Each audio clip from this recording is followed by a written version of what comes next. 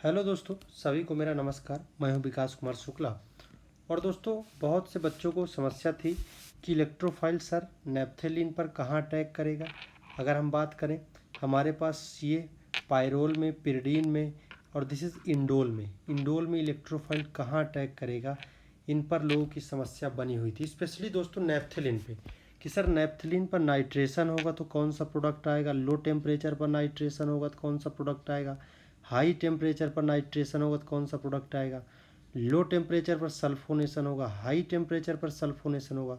दोस्तों, ये आज आप लोगों के डाउट हमेशा हमेशा के लिए क्लियर हो जाएंगे और इससे क्वेश्चन भी जी एडवांस में आने की संभावना रहती है। अब देखो दोस्तों, अगर हम बात करें, हमारे पास दिया हुआ है नेप्थेलिन। क्लियर। मैं आपको बता दूं कि नेप्थेलिन में दो ही पोजीशन होते हैं दोस्तों। एक होता है, ये पोजीशन सभी कहलाते हैं अल्फ़ा पोजीशन, और ये सभी पोजीशन कहलाते हैं मित्रों बीटा पोजीशन। ये वाले पोजीशन कहलाते हैं बीटा पोजीशन। तो आप ध्यान से देखो, अगर आप नेप्थेलिन में अगर आप इलेक्ट्रोफाइल ऐड करते हो, दरअसल इलेक्ट्रोफाइल वहाँ जुड़ेगा जहाँ पर इलेक्ट्रोफाइल जुड़ने के बाद उसका सिग्मा कॉम्प्लेक्स ज़्यादा स्टेबल होता है। मान लो आपने इलेक्ट्रोफाइल को बीटा पोजीशन पर ऐड किया। कहाँ पर ऐड किया दोस्तों? At beta position. Electrophile at beta position.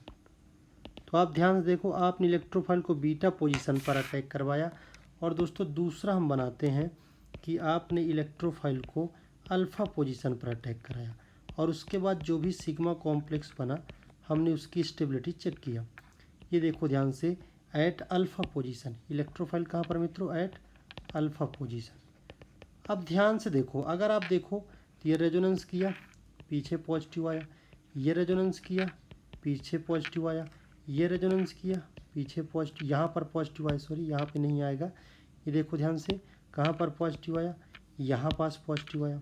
Clear. फिर रेजोनेंस किया, या मैं यहाँ पे ये कहना चाह रहा हूँ, यहाँ पे एक्सटेंडेड कॉन्जुगेशन है। लेकिन आप देखो ध्यान से, जब यहाँ पे रेजोनेंस करेगा तो ये पॉजिटिव चार्ज यहाँ आएगा। अब इसके पास दो रास्ते हैं, या तो इधर रेजोनेंस करेगा या तो इधर रेजोनेंस करेगा। तो यहाँ पर मित्रों कौन सा कॉन्जुगेशन हुआ बोलो? यहाँ पर हाँ, क्रॉस कॉन्जुगेशन हुआ। तो इसीलिए दोस्तों इलेक्ट्रोफाइल अल्फ़ा पोजीशन को ज़्यादा प्रीफर करता है as compare to beta position. क्यों? क्योंकि अल्फ़ा पोजीशन पर जो एक्सटेंडेड कॉन्जुगेशन होता है किसका? सिग्मा कॉम्प्लेक्स में, जबकि बीटा पोजीशन पे क्रॉस कॉन्जुगेशन। तो हम जानते हैं कि एक्सटेंडेड कॉन्जुगेशन दोस्तों ज़्यादा स्टेबल होता है as compare to cross conjugation. ठीक है, चलो अब हम देखते हैं नाइट्रेशन और सल्फोनेशन का क्या केस है। अगर हम इस पर, हमारे पास नेप्थेलिन है, अगर दोस्तों हमारे पास है नेप्थेलिन, ठीक है, अगर इसका आप नाइट्रेशन कराते हो तो नाइट्रेशन आप कहाँ कराते हो? दो कंडीशन है। आपके पास लो टेम्परेचर पर नाइट्रेशन कराते हो, हाई टेम्परेचर पर नाइट्रेशन कराते हो।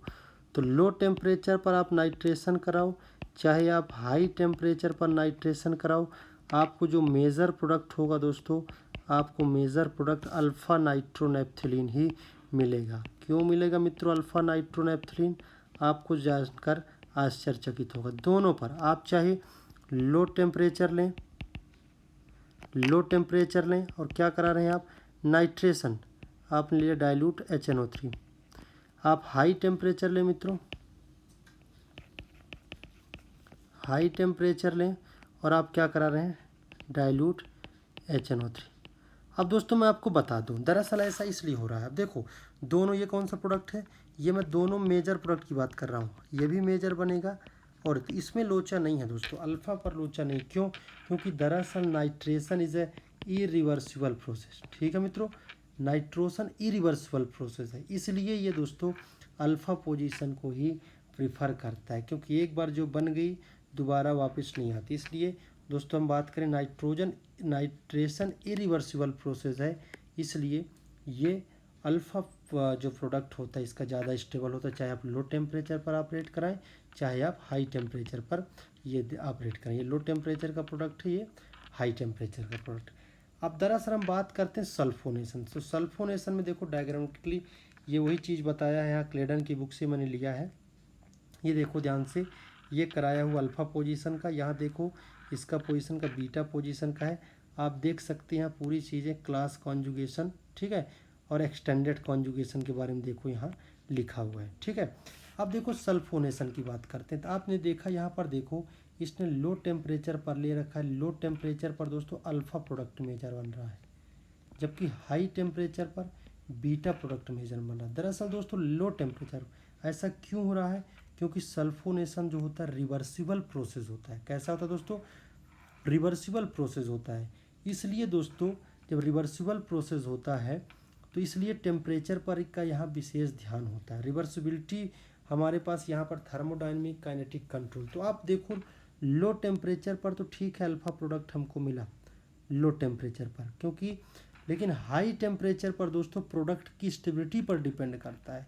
हम टीसीपी और केसीपी देखते हैं, काइनेटिकली कंट्रोल प्रोडक्ट और थर्मोडायनेमिक कंट्रोल प्रोडक्ट। तो हाई टेम्परेचर पर वही प्रोडक्ट बनेगा जो स्टेबल होगा। तो ये देखा गया हाई टेम्परेचर पर यहाँ रिपल्सन क्रिएट होता है, जबकि यहाँ रिपल्सन नहीं होता। इसलिए हाई टेम्परेचर पर बीटा प्रोडक्ट मेजर बनता है। हम ऐसा क्यों देख रहे हैं दोस्तों, क्योंकि रिएक्शन रिवर्सिबल रिएक्शन है और हाई टेम्परेचर पर बीटा प्रोडक्ट बनेगा, क्योंकि हाई टेम्परेचर पर वही प्रोडक्ट बनता है जो एग्जिस्ट करे थर्मोडायनेमिक स्टेबिलिटी। तो यहाँ पर हाई टेम्परेचर पर यहाँ रिपल्सन नहीं होगा, जबकि यहाँ रिपल्सन होगा। ये सारी चीज़ें हमने दोस्तों डिस्कस कर लिया, ठीक है। इस सल्फोनेशन में लो टेम्परेचर पर अल्फ़ा, हाई टेम्परेचर पर बीटा, क्यों, क्योंकि रिवर्सिबल प्रोसेस है। जबकि नाइट्रेशन में नाइट्रेशन इरिवर्सिबल प्रोसेस, आप टेम्परेचर लो लें चाहे हाई लें, दोनों में ही क्या बनेगा अल्फ़ा प्रोडक्ट बनेगा। तो ये हमने बात किया। अब दोस्तों देखते हम लोग पायरोल के बारे में बात करते हैं। अगर आपने पायरोल लिया, ठीक है, ये हमारे पास है दोस्तों पायरोल।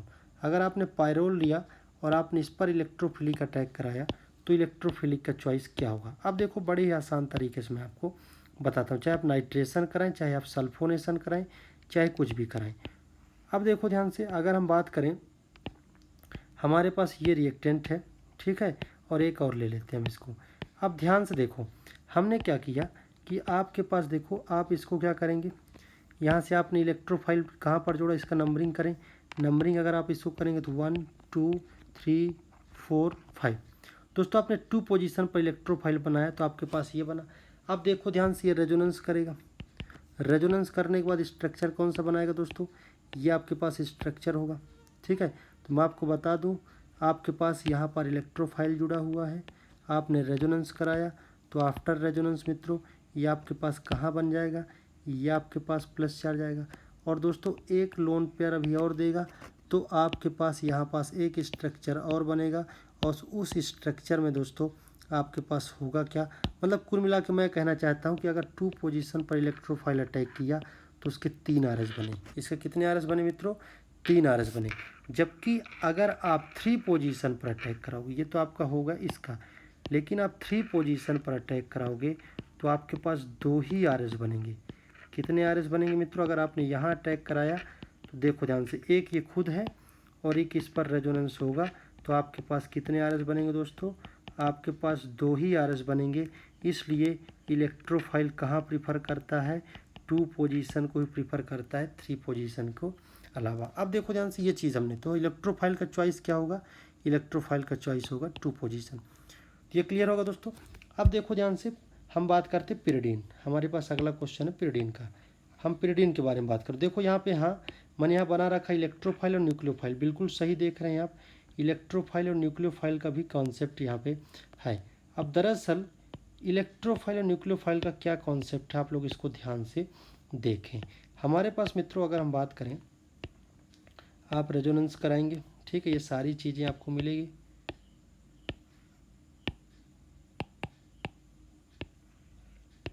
अब देखो ध्यान से, दरअसल आप देखो ध्यान से, ये बॉन्ड नाइट्रोजन अपनी तरफ इलेक्ट्रॉन को खींचेगा।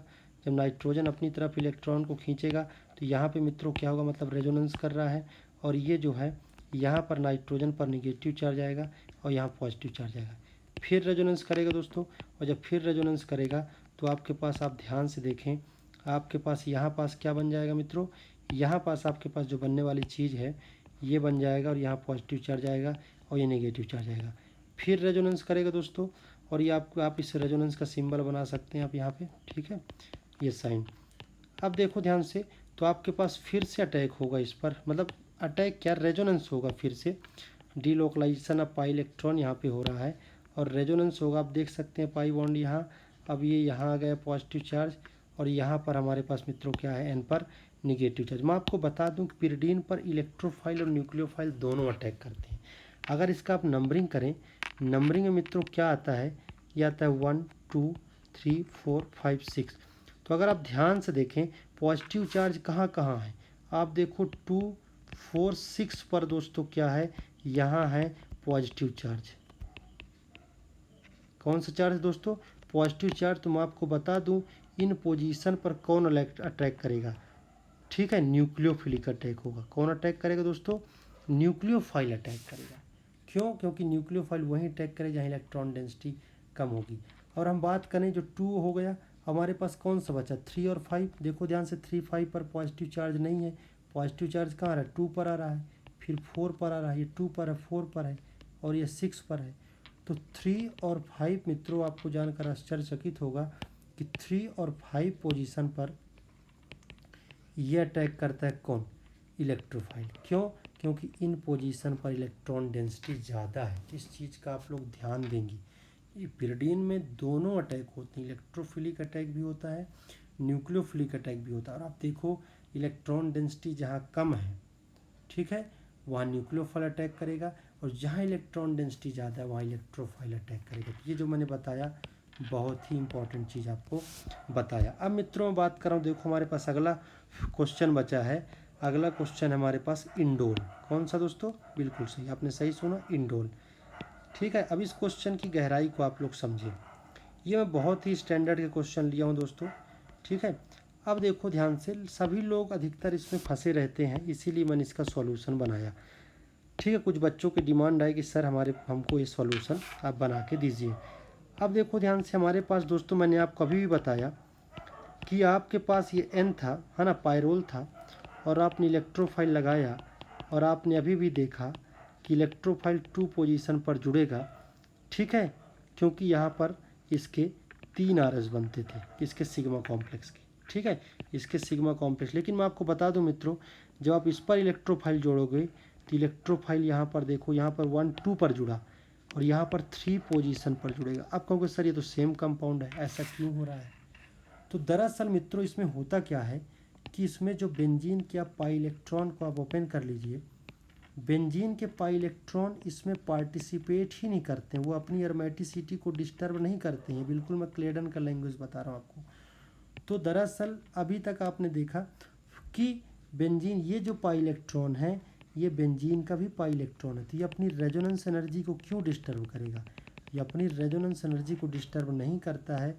और दोस्तों देखो ध्यान से, हम केवल इस इलेक्ट्रॉन डेंसिटी को चेक करते हैं, यहाँ केवल इलेक्ट्रॉन डेंसिटी ज़्यादा है, कहाँ पर 3 पोजीशन पर। अगर ये और जगह डिलोकलाइज कराओगे तो ये बेंजीन की भी एरोमेटिसिटी को डिस्टर्ब करेगा, इसलिए यहाँ पर 3 पोजीशन पर इलेक्ट्रोफाइल का अटैक होता है, 1 2 3। इसका नाम क्या मित्रों, दिस इज इंडोल। इंडोल में 3 पोजीशन पर होता है, जबकि पायरोल मित्रों कहाँ होता है 2 पोजीशन पर होता है। पिरिडीन में इलेक्ट्रोफाइल भी अटैक करता है, न्यूक्लियोफाइल भी अटैक करता है। मैंने बताया नैप्थलीन में 2 पोजीशन होते हैं, अल्फा पोजीशन होता है, बीटा पोजीशन होता है। Alpha position generally more stable होता है। हम नाइट्रेशन के केस में बात करें, चाहे आप लो टेम्परेचर लें चाहे हाई टेम्परेचर लें, अल्फा प्रोडक्ट ही बनेगा। क्यों, क्योंकि ये इरिवर्सिबल प्रोसेस होता है, जबकि सल्फोनेशन मित्रों रिवर्सिबल प्रोसेस होता है। रिवर्सिबल प्रोसेस होने का मतलब है कि हाई टेम्परेचर पर मोर स्टेबल प्रोडक्ट बनेगा, ठीक है। तो आप देखो ध्यान से, लो टेम्परेचर पर ये प्रोडक्ट तो ठीक है अल्फा, हाई टेम्परेचर पर आप देखो ध्यान से रिपल्सन क्रिएट करता है, इसलिए हाई टेम्परेचर पर बीटा प्रोडक्ट ज़्यादा स्टेबल होता है। और हमने देखा अल्फा प्रोडक्ट क्यों ज़्यादा स्टेबल होता है दोस्तों जनरली, क्योंकि उसमें एक्सटेंडेड कॉन्जुगेशन होता, जबकि दोस्तों अगले बीटा पोजीशन में क्रॉस कॉन्जुगेशन होता। थैंक यू सो मच दोस्तों।